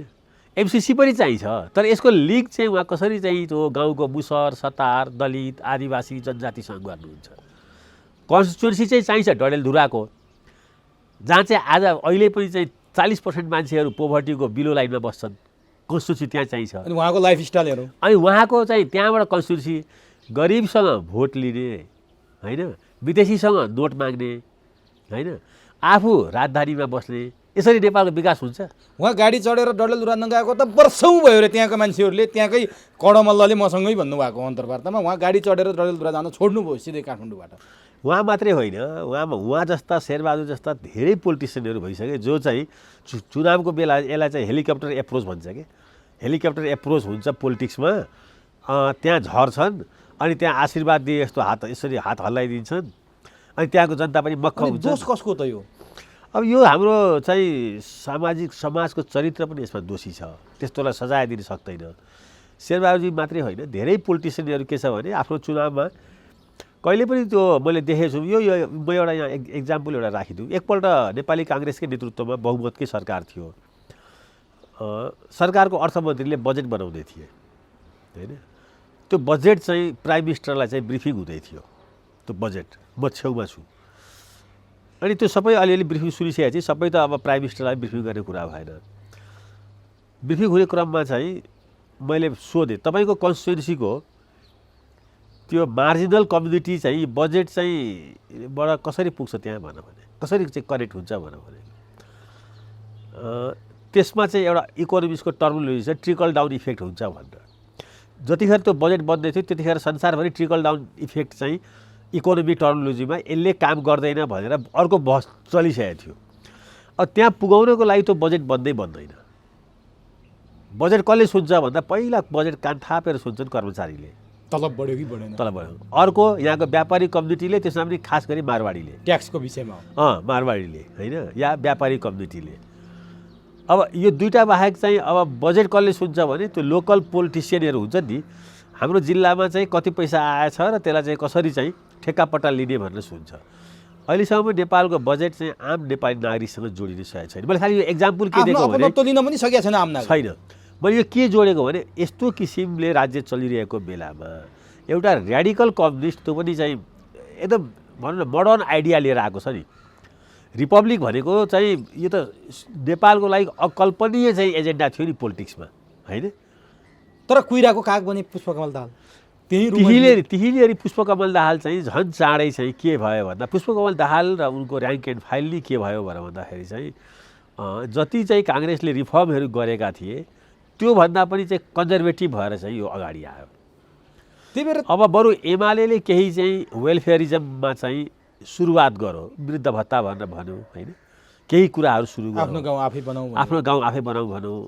त्यो एउटा चाहिँ कल्याणकारी राज्यको सुरुवात चाहिँ मनमोहन अधिकारीको पालामा भन्नु त अब नेपाली काङ्ग्रेसको पालामा 70% बजेट गाउँ गयो भनेर भन्छन्। तर गाउँ गएपछि गाउँमा भयो के त? त्यो त सोध्नु पर्यो नि। एमाले अलिकति प्रयास चाहिँ गरे हो। अलिकति कल्याणकारी राज्यको चाहिँ अवधारणा चाहिँ एमाले अलिअलि चाहिँ त्यो 51 मा गरेको एमाले अहिले तपाईँले अघि भन्नुभएको थियो नि पुष्पकमल काङ्ग्रेस भन्दा के फरक छन् र भन्नुभएको थियो नि, जस्तो पुष्पकमलको पार्टी, शेरबहादुरको पार्टी, केपी ओलीको पार्टी, अहिले त तीनवटा पार्टीमा फरक छुट्याउनै गाह्रो भयो त। फरकै छैन। के छ त फरक? किन पार्टी फरक फरक नाम लेख्नु पर्यो? एउटै बनाए भयो भन्न थाल्यो क्या मान्छेले। के छ फरक? होइन, अब हेर्नु न, अब यिनीहरूको पृष्ठभूमिबाट चाहिँ आजको सरकारलाई एकछिनलाई हेरौँ। काङ्ग्रेस शेरबहादुरको नेतृत्वमा सेन्टर टु राइट हो, होइन? सेन्टर टु राइट हो। अब काङ्ग्रेसभित्र पनि शेरबहादुरको ठाउँमा अरूै कोही भएको भए, जस्तो गिरिजाप्रसाद कोइराला हुँदाखेरि सेन्टर टु लेफ्ट थियो त्यो। उहाँ जहिले पनि के भन्नुहुन्थ्यो, गाउँलाई हेर है, गाउँलाई हेर है भन्नुहुन्थ्यो, होइन? त्यो योजना आयोगलाई भन्नुहुन्थ्यो, बिपीले पनि त्यही भन्नुभयो, होइन? त्यस कारणले चाहिँ काङ्ग्रेस चाहिँ बिचबाट चाहिँ बायाँपट्टि थियो। बिपीको त होल दर्शनै त्यही छ, बिचबाट तिमीहरू बायाँपट्टि हिँड, हामी वामपन्थी हो भन्नुहुन्थ्यो बिपी कोइराला। गिरिजाप्रसाद कोइरालामा त्यसको असर थियो, उहाँ चाहिँ बिचबाट सेन्टर टु लेफ्ट हुनुभयो। शेरबहादुर देउपाको जति पनि सोच विचार चिन्तन प्रयास छ सेन्टरबाट झन्डै राइट छ, धेरै नै राइट छ उहाँको। त्यो भनेको दक्षिणपन्थी हो। त उहाँको स्वाभाविक एलाइन्स चाहिँ राप्रपासँग हुनुपर्ने हो, जातिवादी पार्टीहरूसँग हुनुपर्ने हो। महन्त ठाकुरको, जसले राजेन्द्र महतोहरूसँग जसले आइडेन्टिटीको पोलिटिक्स गर्छ, यो भनेको सेन्टरबाट चाहिँ मलाई एउटा राइटको चरित्र हो। तर उहाँको अब गठबन्धन के छ भनेर भन्दाखेरि चाहिँ एकदम दह्रो गठबन्धन चाहिँ सेन्टरबाट एकदम एउटा लेफ्ट माधव नेपाल, अझै एक्सट्रिम लेफ्ट नै भएर फेरि नेपालको राजनीतिमा उदाएको प्रचण्ड। अब व्यवहारमा हेर्नुहोस्, एक्सट्रिम लेफ्ट चाहिँ प्रचण्डजी हो अहिलेको नेपालमा चाहिँ, त्यो विश्वविद्यालयबाट आएको। उहाँ चाहिँ फेरि शेरबहादुर भन्दा पनि एक्सट्रिम राइटपट्टि गइरहनु भएको छ। उहाँ चाहिँ जोसँग जतिखेर जहाँ पनि एलायन्स गर्न तयार, होइन? त्यसको दर्शन मिल्नु पर्दैन, विचार मिल्नु पर्दैन, कार्यक्रम मिल्नु पर्दैन। के कार्यक्रम छ अहिले? त खुला राजनीतिमा आएदेखिको पुष्पकमल दाहालजीले नेपालमा आँखा सोच्नुहोस् न, कमसेकम शेरबहादुरजीलाई आँखा चिम्लिँदाखेरि जबरजस्ती भए पनि महाकाली सन्धि पास गर्नुभयो, होइन? काम भएन। अहिले एमसिसी पास गर्न लागि परेका छन्, उनले जे बुझेका छन् राजनीति त्यही गर्दैछन्, होइन? बिचमा एकपल्ट शेरबहादुरजीको पार्टी छुट्टिएर काङ्ग्रेसबाट जाँदाखेरि, मूलधारको काङ्ग्रेसबाट जाँदाखेरि पनि उनले केही चाहिँ जनजाति आदिवासीहरूलाई चाहिँ रिफर्मको लागि चाहिँ समावेशिताको कुराहरूमा उनले चाहिँ पार्लियामेन्टमै चाहिँ त्यो प्रस्ताव ल्याएर चाहिँ अगाडि बढेका थिए। त्यो पार्टीलाई पनि त्यो ढङ्गले लिएर गएको थिए। त कहीँ न कहीँ, तर अब शेरबहादुरजीलाई पनि सम्झिँदाखेरि के छ भने प्राडो पजेरो भनेर सम्झिन्छन्, होइन? नेपालमा विकृति विसङ्गति संसदीय व्यवस्थामा भित्राउने को भन्दा चाहिँ शेरबहादुर देउपा भन्छन्, होइन? त्यो एकदम फ्ल्याटली छ। अब प्रचण्डजीलाई चाहिँ के कामले सम्झिने? दुईपल्ट प्रधानमन्त्री, 10 वर्ष चाहिँ मान्छे मारेर 17,000को चाहिँ हत्या भयो, त्यो उनले गरेको द्वन्द्व भने त्यो बाहेक प्रचण्डको परिचय अर्को परिचय के भएर भनिदिने? ल भन्नु एकछिनलाई, केपी ओलीजीको परिचय के? भ्यू टावर भनेर दिने कि रेल पानीजहाज छन् नि त? रेल पानीजहाज त्यो सबै त्यो उहाँको बिम्बहरूले त नेपाली जनताले त के पनि चाहिँ डेलिभरी पाइरहेको छैन नि। त्यस कारणले सत्तामा गएर कोही पनि 18 महिनाको विश्वप्रसाद कोइरालाको शासन हेर्नु, आजसम्म पनि काङ्ग्रेस त्यसैलाई लिएर चाहिँ खाइरहेको छ। 9 महिनाको मनमोहनको शासन, 9 महिनाको मनमोहनको शासनकालमा पनि धेरै चाहिँ कहिले करप्सनको कुरा उठेन। मनमोहनजी माथि आए त आएन नि, अब ओलीजी माथि कत्रो करप्सन आयो, एकपछि अर्को करप्सनको चार्ज आयो, अहिले शेरबहादुरजी माथि आइरहेछ। भनेपछि यो तीनवटै पात्रबाट आशा छैन नेपाली जनतालाई। अब म चाहिँ देख्दिनँ। को छ त अर्को त्यो तपाईँको चक्रवर्ती भएर आउने चाहिँ? अब त्यही अब सिजन पनि फागुन चैत महिनाको छ, होइन? अब एमसिसीकै कारणले आँधीबेरी उठ्ने हो कि अब चाहिँ अरूै कुनै चाहिँ उठ्छ? अब यस्तो छ, अब यो अहिले भइरहेका देखिरहेका नेताहरू चाहिँ अब बिस्तारै यही अब 78-79 सालकै सिजनदेखि चाहिँ मलाई लाग्छ यिनीहरूको पतन हुन्छ, यी तीनवटैको। अब एउटा नयाँ ढङ्गको नेपालमा राजनीतिक चाहिँ आन्दोलन चल्छ, त्यो चल्नु पनि पर्छ। अनि त्यो हरेक पार्टीबाट एक ठाउँमा आउने अवस्था हुन्छ कि पार्टीभित्रका दोस्रो पुस्ता सबै चाहिँ? अब यो लोकल इलेक्सनबाट त्यसलाई सम्बोधन गर्न सक्ला जस्तो मलाई लाग्दैन। लोकल इलेक्सनबाट चेन्जको एजेन्डा, पार्टीमा रिफर्मको एजेन्डा, मुलुकमा पोलिटिक्सको रिफर्मको एजेन्डाहरू चाहिँ हुन्छ जस्तो मलाई लाग्दैन। त्यसै कारणले सबै छिनोफानो सडकबाट भयो भने चाहिँ अब को आउँछ भन्न सकिन्छ। सडकबाट हुनेले चाहिँ के व्यवस्था पनि फाल्ने, पात्र प्रवृत्ति प्रणाली तीनवटै फाल्ने हो? तीनटै फाल्छ। अब नेपालको सडक आन्दोलन चाहिँ योभन्दा पहिलेको जस्तो अब अहिंसक हुँदैन, हिंसक हुन्छ। भनेपछि त्यो सडक आन्दोलनमा को हुन्छन्? काङ्ग्रेस, कम्युनिस्ट, एमाले, माओवादी भनेर आउँछन् त्यहाँ कि? कुनै पार्टी हुँदैन, त्यो अराजक अनि हुन्छ, अराजकहरूको त्यो आन्दोलनको नेतृत्व चाहिँ कसले गर्छ? ती सडकबाटै निस्किन्छ नेतृत्व। तपाईँ गत सालदेखि भन्दै आइरहनु भएको छ यो त्यो कुरो। त्यो मैले खतरा देखिरहेको छु। मैले भनेको छु यसमा टाइम लाग्छ, तर अब त्योभन्दा अरू विकल्पका बाटाहरू चाहिँ सिद्धेका छन्। त्यो न्यू चाहिँ एउटा चाहिन्छ भन्छ नि कुनै त्यो मान्छे। एमसिसी पनि न्यू हुनसक्छ, एमसिसीको न्यूमा न्यू पनि हुनसक्छ, नहुन पनि सक्ला। त्यो अहिले म्याच्योर्ड भएको छैन भने। त्यसो भए एमसिसीमा एकचोटि जाउँ न त। अब आज टेबल गर्ने भन्ने कुरो चलिरहेछ। अब त्यो मैले अघि भने कार्यसूचीमा पनि छैन। त्यो कार्यसूचीमा नराखेर मान्छेले चाहिँ त्यो जानकारी गराएपछि अलिकति अझ आक्रोश बढ्ला, विद्रोह होला, आन्दोलन होला भन्ने डरले त्यो नराखेर एकैपटक गर्ने हुन् कि के हो? आज हो त्यो तपाईँले अघि नै एउटा शब्द प्रयोग गर्नुभयो नि, जसखेलाबाट जसकेला होइन, जसरी चाहिँ महाभियोग लाग्यो नि छापामार शैलीमा, छापामार शैली। यो पनि छापामार शैलीमा आउनेवाला छ। अनि त्यो त्यति बेला प्रचण्ड र माधव नेपाल बाहिर निस्किन्छन् होइन? तपाईँले अघि भने मलाई लाग्छ त्यस्तो। मलाई उनीहरू चाहिँ के छ, यथास्थितिमा समर्थन हामी गर्न सक्दैनौँ, यसलाई संशोधनको लागि लग्छौँ भन्छन्।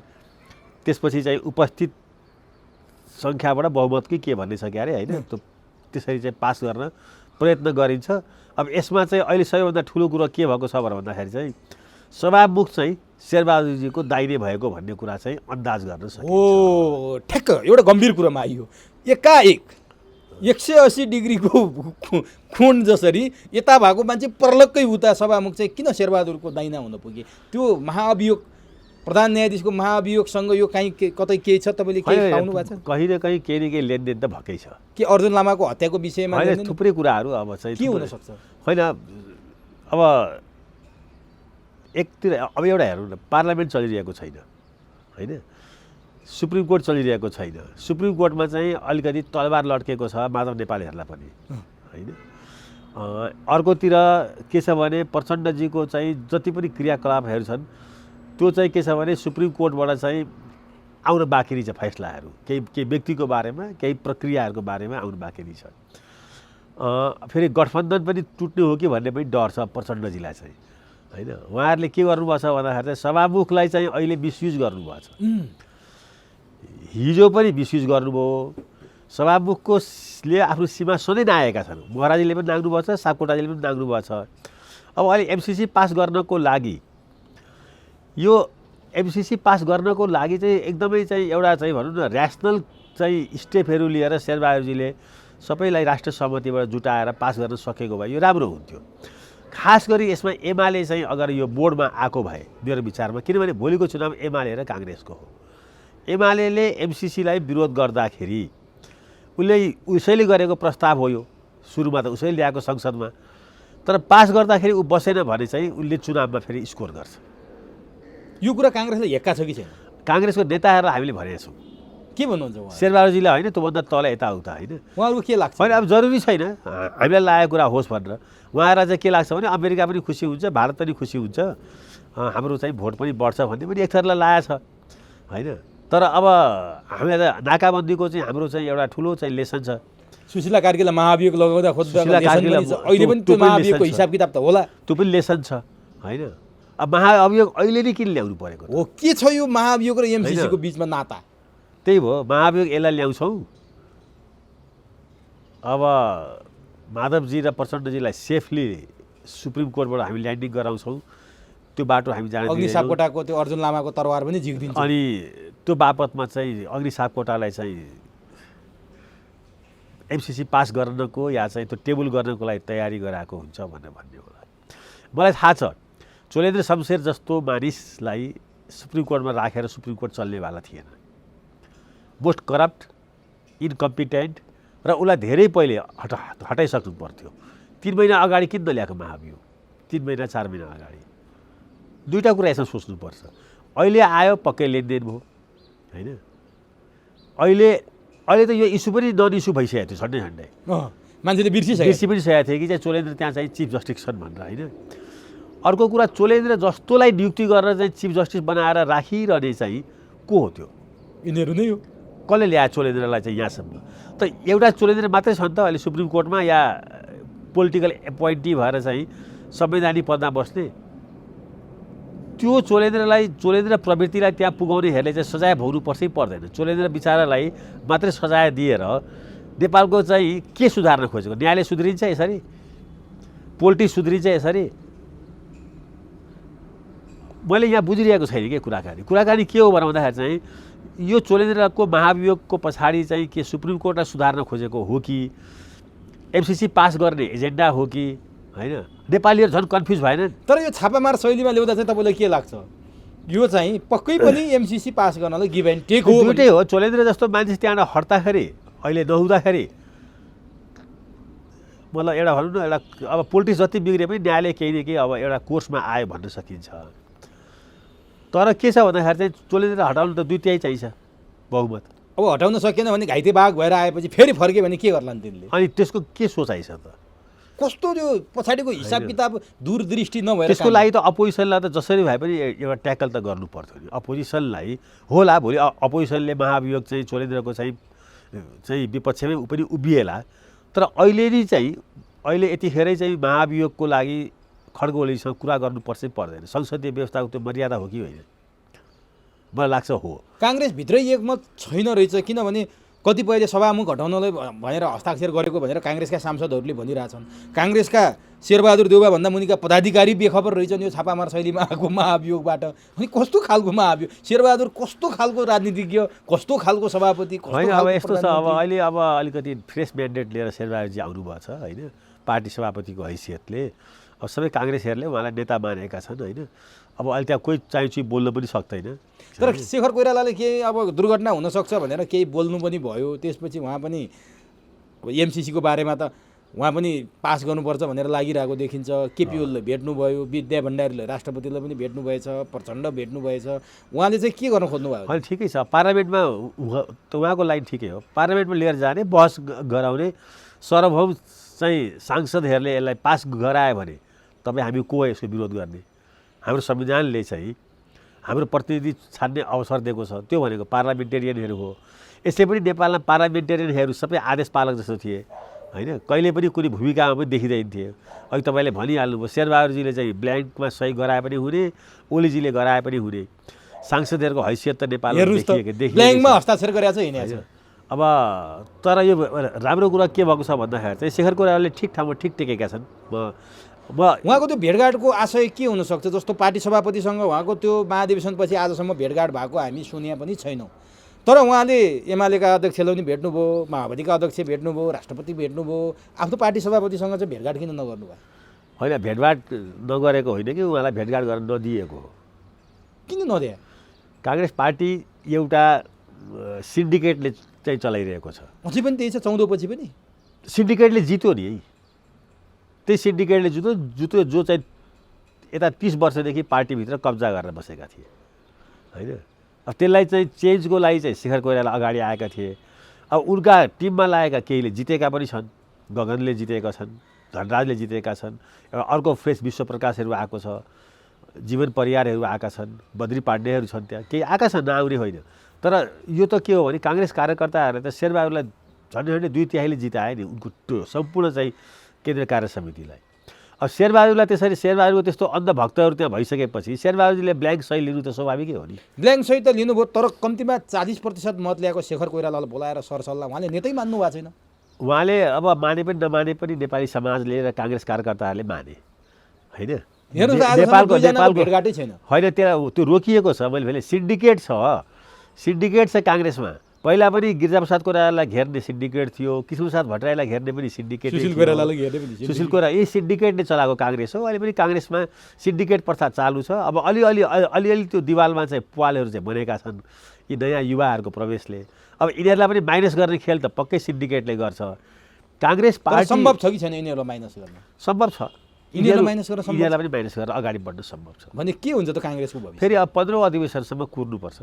अब शेखर कोइरालाले दुर्घटनाको सन्देश पनि दिनुभयो सुनसरी पुगेर। के भन्न खोज्नुभयो? पार्टी फोड्छु भन्न खोज्नुभयो उहाँले? होइन, त्यो त थोरै शेरबहादुर हो र शेरबहादुरजीले पनि पार्टी फोडे त। शेखर कोइरालाले पार्टी फोड्ने त कल्पना पनि गर्न सक्दैन। के भन्न खोज्नुभयो त त्यो दुर्घटना भनेर? दुर्घटना हुन्छ भनेको यसरी हिँड्नुभयो भने काङ्ग्रेसभित्र फेरि अन्तर्द्वन्द्व चर्किन्छ होइन, सायद त्यही भनेको। यस्तो अन्तर्द्वन्द्व काङ्ग्रेस एक ढिक्का भएर चुनावमा जान्छ। अहिले के छ काङ्ग्रेस? सुन्नु न, काङ्ग्रेसमा के छ भने भर्खरै काङ्ग्रेसको चाहिँ 14औं महाधिवेशन चुनावको मुखमा सिद्धिएको छ। देशभरि झन्डै 70% ठाउँमा निर्वाचन भएको छ होइन। त्यो निर्वाचनमा एक ढङ्गको द्वन्द्वहरू अगाडि आएका छन् जित्ने र हार्नेको बिचमा। लोकल इलेक्सन अगाडि आएको छ। लोकल इलेक्सनमा काङ्ग्रेस चाहिँ म अहिले 1 देखि 7 प्रदेशको योभन्दा पहिलेको निर्वाचन मतलब चाहिँ यसलाई म यसो चाहिँ एनालाइसिस गर्दै थिएँ। तपाईँ हामी अहिले जहाँ कुरा गर्दैछौँ यो 3 नम्बर प्रदेशमा सबै कम्युनिस्ट एक ठाउँमा भयो भने काङ्ग्रेसले एक ठाउँमा जित्दैन अहिले पनि। त्यो इन्डिकेसन अस्तिको चाहिँ चुनावले पनि दिएको छ। अस्तिको चुनावमा जति ठाउँमा काङ्ग्रेसले जितेको छ 3 नम्बर प्रदेशको एउटा इक्जाम्पल दिउँ। राष्ट्रिय सभामा होइन यो गएको स्थानीय निकायको चुनावमा त्यो यस कारणले जितेको चाहिँ कम्युनिस्टहरू फुटेर लडेका छन् त्यतिखेर। अब अहिले कथम कथाचित कम्युनिस्टहरू एक भएर चुनाव लड्यो भने आज पनि स्थिति के छ भने नेपाली काङ्ग्रेसले चाहिँ चुनावमा हार बिहोर्नु पर्ने स्थिति छ। त अब अवस्था यस्तो छ। त्यो अवस्थाबाट माथि उठाउनको लागि के चाहियो त? पार्टीमा एकता चाहियो नि। 100% पार्टीले प्रयत्न गर्नु पर्यो। शेखर कोइरालाको 40%ले पनि प्रयत्न गर्नु पर्यो, शेरबहादुरको 60%ले पनि प्रयत्न गर्नु पर्यो। अब शेखर कोइराला र चाहिँ शेरबहादुरको भेटघाट हुन दियो भने काङ्ग्रेसको रिजल्ट राम्रो आउँछ, केही न केही राम्रो हुन्छ, योभन्दा बेटर हुन्छ। त्यो नचाहने तत्त्व त फेरि शेरबहादुरलाई घेरेर बसेको छ नि, होइन? त्यो घेरेर बसेछ। शेखर कोइरालाको उदयसँगै थुप्रैले आफूलाई बहुन ठाने। अब एकछिनले भन्नु विमलेन्द्रजीको भोट र प्रकाशमानजीको भोटभन्दा त शेखर कोइरालाको भोट धेरै आयो नि। त काङ्ग्रेसभित्र त यिनीहरूले काङ्ग्रेस चलाइरहेका थिए। रामचन्द्रजी उठ्ने हिम्मतै गर्नु भएन। कृष्ण सिटौला उठ्दै उठेनन्, होइन? रामचन्द्रजीले त बहिष्कारै जस्तो गर्नुभयो 14औं महाधिवेशन। तर पनि अहिले पार्टी कसले चलाएको छ त? सिन्डिकेटमा यिनीहरू छन्, छैनन् र? पार्टीभित्र अहिले रामचन्द्रजी त केमा हुनुहुन्छ भने त्यो के अरे उच्चस्तरीय संयोजक हुनुहुन्छ, होइन? अब उहाँ डिजर्भ गर्नुहुन्छ धेरै कुराहरू, होइन? धेरै कुराहरू उहाँले चाहिँ मिलाउनु पनि सक्नुहुन्थ्यो होला।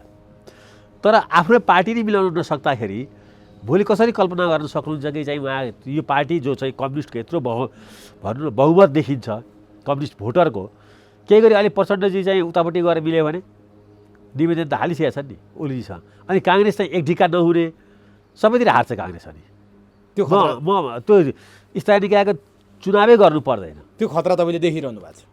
त्यो खतरा जहिले पनि छ कि। कम्युनिस्टको विश्वविद्यालय एउटै हो, तिनीहरू मिल्छन्। काङ्ग्रेस मिल्ने, काङ्ग्रेसको सङ्ख्या बढाउने। एकपल्ट गगन थापाले हामी काङ्ग्रेस एक्लैले चाहिँ बहुमत ल्याउँछ र यसलाई चाहिँ झन्डै यति 40-50% भोटमा पुगाउँछौँ भनेर एउटा घोषणा गरेका थिए। गगनको त्यो घोषणा मलाई अहिले पनि याद छ, होइन? त्यसतर्फ प्रयत्न भयो कि भएन यो पनि प्रश्न छ। अहिले पनि चाहिँ शेरबहादुरजी कति घुम्नुभएको छ मलाई थाहा छैन। म त घुम्दैछु नि नेपाल, होइन? अहिले पनि म 2 महिना चाहिँ घुमेरै आएको तराई। काङ्ग्रेसको भोट ब्याङ्क त बढेको छैन। त्यो शेरबहादुर देउवालाई थाहा छैन। शेरबहादुरजी चाहिँ पार्टी सभापति पनि हुने, अनि प्रधानमन्त्री पनि हुने, देशबाट पनि बेखबर, पब्लिक ओपिनियनबाट पनि बेखबर। हो, अब ठ्याक्क पब्लिक ओपिनियनको कुरा गर्दाखेरि पब्लिक ओपिनियन के छ, पब्लिक दबाब के छ, तपाईँले अघि केही प्रतिनिधि पात्रको उदाहरण दिइसक्नुभयो। अब उनीहरू के भन्छन्? एमसिसी पास नगर भन्छन्। शेरबहादुर देउवा मलाई दबाब छ अमेरिकाको। डोनाल्डोले दबाब पनि दिए, रेन्डीवीरले दबाब पनि दिइरहेछन्, थर्काइ पनि रहेछन्, धम्की पनि दिइरहेछन्। अनि शेरबहादुर देउवाले जनताको धम्की पनि नदेख्ने, खालि मलाई दबाब छ भने अनि कसरी जनप्रतिनिधि भन्ने, कसरी जनताको नेता भन्ने, कसरी नेपालको प्रधानमन्त्री? यहाँको दबाब त एमसिसी पास नगर भन्दैछ नि। उहाँ टेबल गरिरहनु भएको छ। यदि कथम कदाचित टेबल गरेर पास भयो भने काङ्ग्रेसको हालत के हुन्छ, माओवादीको हालत के हुन्छ र एमालेको हालत के हुन्छ भनिदिनुहोस् त। है, अब एउटा कुरा के छ भने सबै पार्टीहरूले यसमा चाहिँ सुविचारित गरेर यो एमसिसी ठिक छ, यसमा भएका प्रावधानहरूले नेपालको सार्वभौमसत्ता अखण्डतालाई कुनै किसिमको फ्र्याक्चर गर्दैन। यो अरू पनि चाहिँ यस्तै हुन्, अरू देशमा पनि भएको छ। मङ्गोलिया कहाँ ल्याएको उदाहरणहरू एक थरीले राम्रो उदाहरण ल्याउँछन्, एक थरीले नराम्रो उदाहरण ल्याउँछन्। म आफै पनि त्यो पढ्दाखेरि चाहिँ कहिले राम्रो भेट्छु, कहिले नराम्रो पनि भेट्छु, होइन? अब त्यसैमा काम गर्ने मेरो एकजना मित्र छन्, पहिला रिटायर्ड सचिव पनि हुन्। उनलाई राखेर पनि हामीले लामो छलफल गऱ्यौँ, होइन? उनले पनि केही सुधारहरू त गर्नुपर्छ भनेर भनेका छन्। केही सुधारहरू जस्तो खालले यसको न्यारेटिभ बनाइएको छ यो त्यति खराब छैन, होइन? जसरी यसलाई चाहिँ राम्रो भनिएको छ त्यो पनि छैन। र सबभन्दा कुरो त के छ भने यो खराब भनेर नेपाली जनताले यसलाई झन्डै झन्डै पत्याएको अवस्था बहिष्कार गरिसके, होइन? अब नेपाली जनतालाई चाहिँ अगर शेरबहादुरजीले आज पास गर्नुभयो भने पास गरिसकेपछि उहाँले चाहिँ यो पास गर्ने कुराहरू यस्तो हुनु पर्छ। उहाँले गएर टुडी खेलदेखि लिएर विराटनगरको शहीद मैदानसम्म उभिएर चाहिँ भन्नु पर्यो, टेलिभिजनमा आएर भन्नु पर्यो, आफ्नो कार्यकर्ताहरूलाई चित्त बुझाउनु पर्यो, नेपाली जनतालाई चित्त बुझाउनु पर्यो, चाइनालाई पनि चित्त बुझाउनु पर्यो। होइन चित्त बुझाउने कुरा त भयो, कथम पास भयो भने चुनावमा नतिजा चाहिँ के हुन्छ भन्न खोजेँ मैले। अब एमाले पनि यसमा सहभागी भयो भने चुनावी परिणामहरू चाहिँ एमसिसीको भूमिका के पनि हुँदैन। एमाले सहभागी भएन संसदमा पास गर्दाखेरि, एमाले अब सहभागी र नसहभागीको कुरा गर्दा नि एमाले नै पहिला यसलाई टेबल गरेको, एमाले टेबल गरेपछि यही एमसिसीको कारण नेकपा फुटेर छेदविच्छेद भएको। आज एमाले संसद अवरुद्ध गरिरहेको अवस्था छ। एमाले केपी ओलीले पास गर्नुपर्छ, सभामुखले बुलिङ गरे अगाडि नबढाएर भनेर अग्नि सापकोटामाथि प्रहार गरिरहेको 1-2 दिन अगाडि हामी सुनिरहेछौँ। सभामुख कृष्णबहादुर महराले गरेनन् भनेर कान्तिपुर टेलिभिजनमा बकाइदा भनेकै महराको त्यो हालत भयो। अब यसलाई चाहिँ भित्र एमसिसी टेबल गर्दाखेरि एमाले के गर्छ त? त्यहाँ नैतिक प्रश्न त एमालेमाथि उठ्यो नि। अवरुद्ध गर्छ कि पास गर्न सहयोग गर्छ कि फेल गर्न सहयोग गर्छ? अब के गर्छ एमाले? हिन्दीमा एउटा उखान छ क्या, हमाम में सब नङ्गा आए भन्छ नि।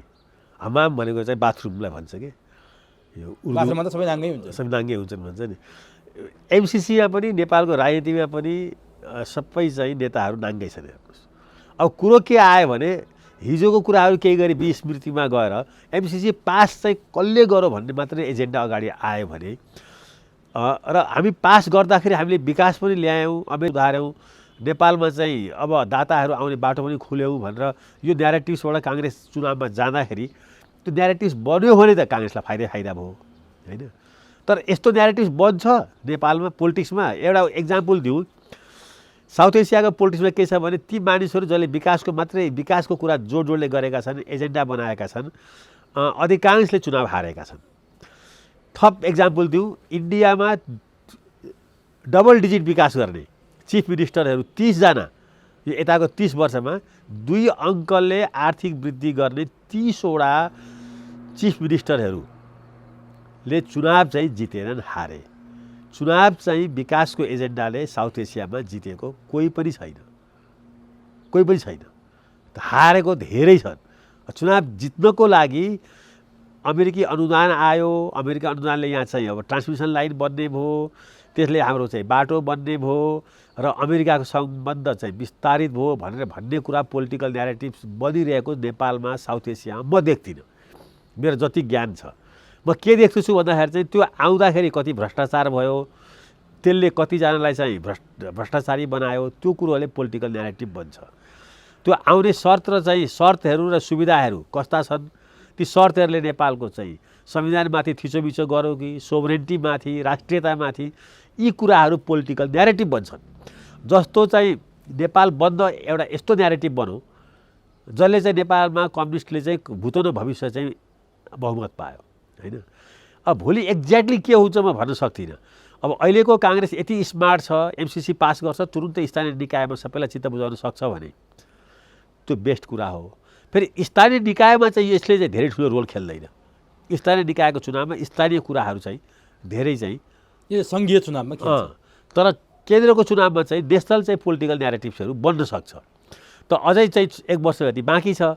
काङ्ग्रेसका स्मार्ट चाहिँ महामन्त्रीहरू छन्, उपसभापतिहरू छन्, त्यो आशा गरौँ। तर मैले ठ्याक्क तपाईँबाट जान्न खोजेको कुरो नि, जस्तो एमाले चाहिँ के गर्ला के, मैले प्रचण्डले के भनिरहन् भने एमसिसीकै कारण नेकपा फुट्यो, एमसिसीको विरोध गर्ने म माधव नेपालजी हामी दुवैजनाले शेरबहादुरसँग राखेको कुरा, त्यसकारण नैतिकताले पनि मलाई एमसिसी समर्थन गर्न दिँदैन, म चाहिँ विरोधै गर्नुपर्छ भनेर उनले भनेका कुरा आए। प्रचण्डजीले नैतिकतालाई अगाडि सारा राजनीति गर्नुभयो भने थुप्रै कुरा उनले गर्नु पाउँदैन। प्रचण्डजी र नैतिकता कहीँ जोडिँदैन। अब त्यसो भने प्रचण्डले त तपाईँले भने जस्तो क्रान्तिकारिता देखाउनलाई बाहिर आउने भए, केपी ओलीले चाहिँ भित्र बसेर अवरुद्ध गर्लान् कि पास गर्न सहयोग गर्लान्? पास गर्दैनन्, केपी ओलीले पास गर्दैनन्। चुनाव नभएको भए मुख्यमा पास गर्थे केपी ओली होइन। चुनाव 3 तहको चुनाव मुखमा छ। मेरो अन्दाज, म जति चिन्दछु एमाले पार्टीलाई, चुनाव मुखमा छ, यो रिस्क केपी ओलीले। अनि शेरबहादुर एक्लैले त गर्न सक्ने अवस्था छैन। अनि एमसिसी पास हुन्छ कि फेल हुन्छ त? आज एमसिसी चुनाव अगाडि पास हुने सम्भावना म कमी देख्छु। आज सदनमा लग्यो भने फेल हुन्छ त्यस्तो लाग्छ मलाई। अनि सुलेमानी बन्छन् नि त, यिनीहरू त थ्रेट छ अरे, फेरि खतरा होइन। अब त्यो म्यानेज गर्न सक्छन्। अब होइन, शेरबहादुरजीले त अहिले भन्नु पऱ्यो नि, पास गर्न सके भने पनि चाहिँ नेपाली जनतालाई भन्नु पऱ्यो, फेल हुने अवस्था छ भने नि अमेरिकन सरकारलाई भन्नु पऱ्यो, मेरो अवस्था बुझ, पार्लियामेन्टमा कम्युनिस्टहरू छन्, चुनाव मुखमा छ होइन। मेरो त पास गर्ने चाहिँ एजेन्डै हो, तर म एक्लैले पास गर्न सक्दिनँ। काङ्ग्रेसलाई मात्रै अचानक नबनाओ भनेर चाहिँ शेरबहादुरजीको हिम्मत त्यो हुनु पर्यो। शेरबहादुरजीको भूमिका के हुनुपर्ने आज? ठिक छ, एज ए प्राइम मिनिस्टर उहाँले पास गर्न सक्नु पर्यो। पास गरिसकेपछि उहाँले बुझाउने चाहिँ कुराकानी बुझाउने, यो पास गर्दा देशलाई फाइदा छ, देश टुक्रिँदैन, देशमा चाहिँ अमेरिकन सेना आउँदैन, अमेरिकन बुट बजार दिँदैन होइन भनेर बुझाउने कुरा नेपाली जनतालाई हो। त्यो उहाँले पनि गर्नुहुन्छ, उहाँको टिमले पनि गर्ला। अब हिजोबाट गगन पनि बाहिर आएको म देख्दछु, त्यो गर्लान्। त्यो कति पत्याउने नपत्याउने आफ्नो ठाउँमा छ नेपाली जनताले होइन, पत्याउलान् पनि। तर इनकेस पास गर्न नसक्ने स्थिति छ र फेल हुने स्थिति छ भने त उहाँले अमेरिकनलाई चाहिँ प्रश्न भन्नु पर्यो, चुनाव मुखमा छ, यो चुनावी एजेन्डा बन्छ, हामी तिम्रो मित्र शक्ति हो, हामीलाई हराउने काम नगर, यस्तो दबाब नदेऊ, हाम्रो अवस्था हेर पार्लियामेन्टमा, हामी त यत्रो सानो पार्टी छौँ, ठुल्ठुला कम्युनिस्ट पार्टी छन्, झन् हामीलाई किन तिमी तल झार्छौ भन्नु सक्नु पर्दैन? ल ठिक छ, यो त त्यसो भयो। अब तपाईँले पुरै कुरा क्लियर नै गरिदिनु भयो। अन्तिममा आज नेपाल बन्द पनि छ, तपाईँ र म कुरा गरिरहँदा एमसिसी पास हुन्छ भन्ने विरोधमा हो र बन्द छ।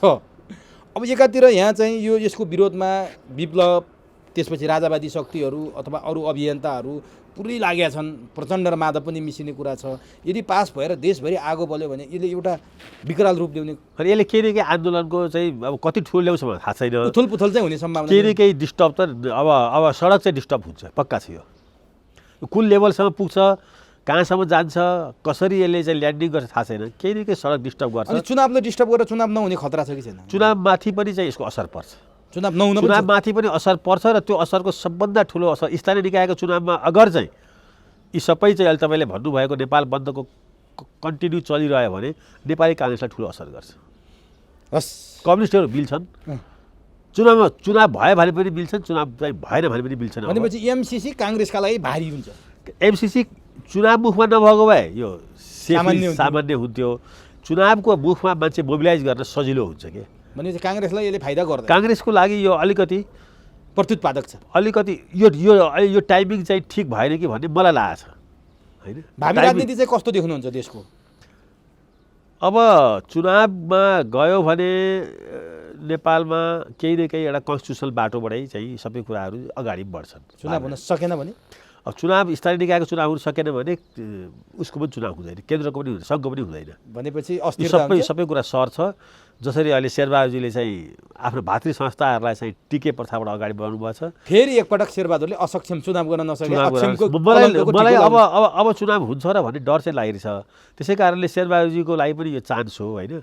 उहाँले चाहिँ चुनावपट्टि फोकस गर्नुपर्ने हो एमसिसी भन्दा पनि बढी। उहाँलाई एमसिसी पास गर्ने म्यान्डेटै थिएन नि, पार्लियामेन्टबाट बहुमत चाहिन्छ, बहुमत छैन, बहुमत चाहिँ कम्युनिस्टको छ। अनि उहाँले यो बेकारको यो पेन्डोरा बक्स खोलेर होइन अमेरिकनहरूलाई उहाँले सम्झाउनु पर्थ्यो, आफ्नो खुट्टामा आफै बन्चरो हान्दै, आफ्नो खुट्टामा पास हुँदा पनि मलाई लाग्छ शेरबहादुरजीको राजनीतिमा अलिकति चाहिँ बन्चरो हान्छ, फेल हुँदाखेरि पनि चाहिँ यसले चाहिँ समस्या चाहिँ ल्याउँछ। हस्, समय दिनुभयो, अत्यन्त महत्त्वपूर्ण भनाइराख्नु, यसको लागि हार्दिक